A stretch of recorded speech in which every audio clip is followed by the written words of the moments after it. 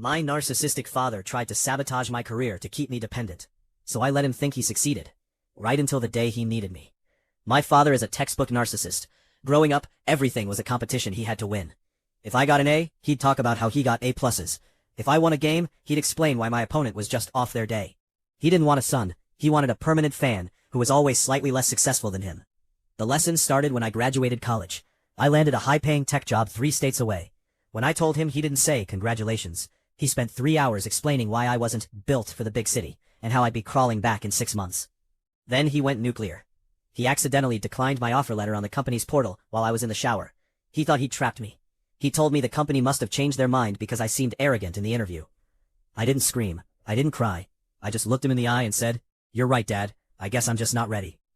For the next 2 years, I played the failure. I took a dead-end remote job and lived in his basement.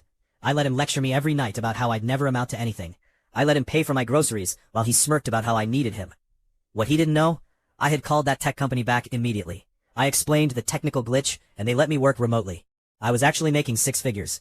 I was secretly funneling every penny into a house 500 miles away.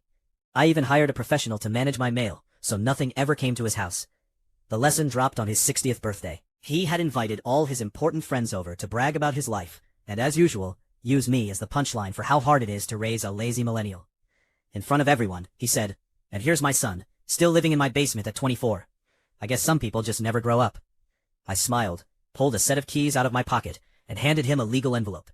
"Happy birthday, Dad," I said loudly. "Since I'm so lazy, I decided to take your advice and move out. In fact, I moved out 3 months ago. This envelope? It's a bill for every cent you spent on my support for the last 2 years, plus interest. And those keys? They're for the locks I changed on the basement door this morning. I'm officially gone." I walked out while he was still sputtering in front of his boss. I haven't answered a single one of his 500 disappointed texts since. He wanted me to be a failure so he could feel like a hero. Now he's just a man sitting in an empty house, wondering why his audience finally stopped clapping.